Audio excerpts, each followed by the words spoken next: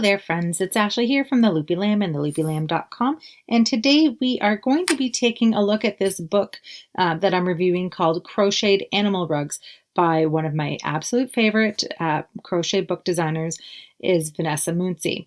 So this was gifted to me by GMC Publishing, and they know that I love Vanessa Mooncie books. So when this came out, they sent me over a copy, and I opened the box and was very, very excited to see this on top. So what we'll do is we're going to take a look at this book. I'm going to tell you what my experience has been with it, and yeah, we'll give you some sneak peeks inside the book as well. So if you're ready to get started, please hit that like button and please consider subscribing to my channel. So right away, my first impressions on the book was, oh my gosh, this is so different. This is so fun. As you can see, we've got a couple of samples of the Crocheted Animal Rugs on the front, and it's very clear right up front what the intent of these patterns are, and they're to create these whimsical animal rugs that are crocheted instead of made from actual animals, right? It's meant to be more fun and obviously more animal friendly. So the book contains 10 different animal designs, and the patterns range from complexity. Some of the patterns in them being accessible to newer crocheters, and some of them are quite a bit more advanced. Now, the animals that are included in the book are the tiger, rhinoceros, zebra, black bear, crocodile, fox, lion, giraffe, wild boar, and polar bear. And I'll take a look here and I'll show you what I mean by varying in complexity. So the boar here is relatively simple. You can see here that the body is made from all one piece, and it's mostly one color. So this would be what I'd consider kind of like the second step in terms of complexity for patterns.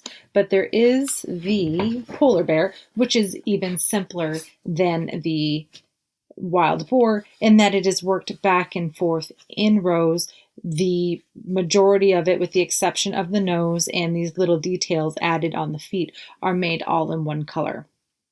Okay, and I really like that this is a mix of your basic crochet plus your 3D amigurumi, because that's what I've come to know Vanessa Mooncie for, is her absolutely gorgeous, very well detailed amigurumi projects. And so she hasn't skimped on that, because you can see that she's included these 3D heads. And here is one of the most advanced patterns in the book, and you can see that it involves a lot of color work. There are tassels and lots of different details, and it even has like little tassels for the head of the giraffe. I really love the level of detail that she has put into this book. It's absolutely beautiful.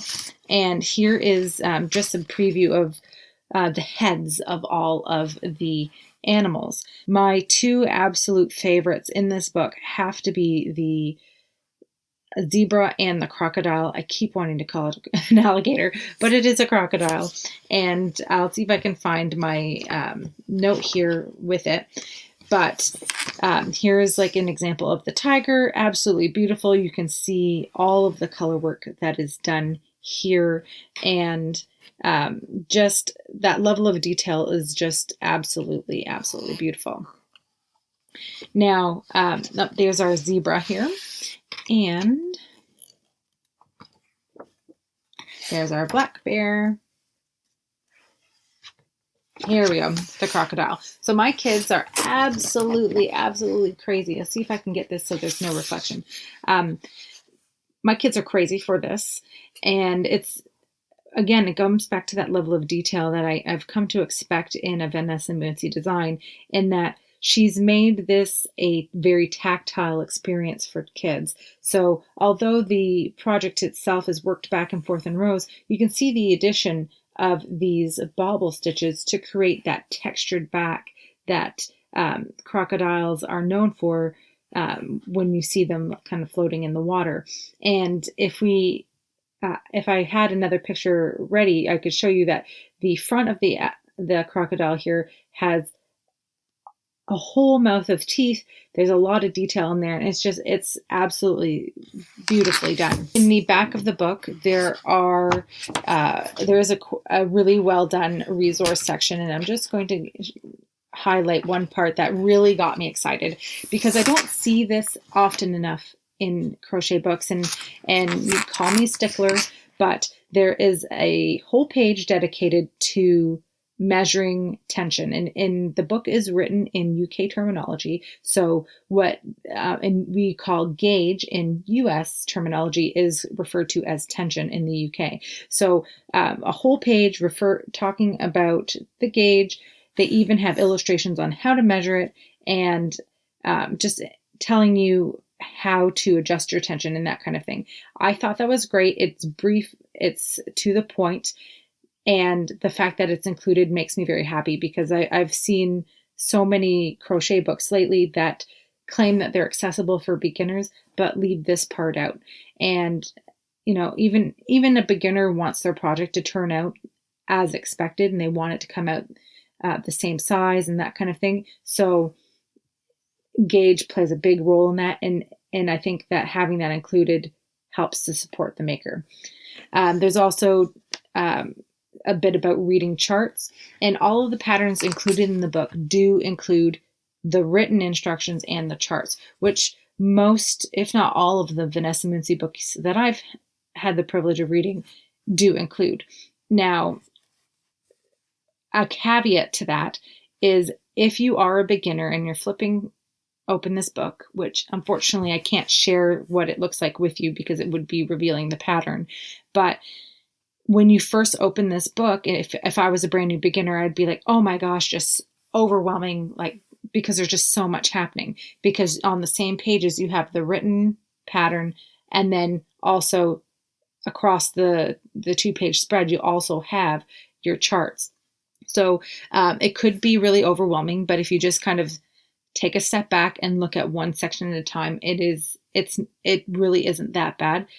That's just my perception. As if I were a beginner opening this, I would be really overwhelmed and thinking, this is way too advanced for me. The charts are there to support you.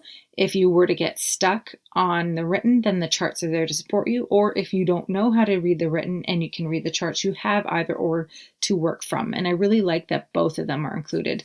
And in this book, I really enjoyed that. Although some of them were a little bit on the smaller side. So that could be problematic for some people that might have a visual impairment problem. I found the patterns in the book overall to be very straightforward and easy to understand.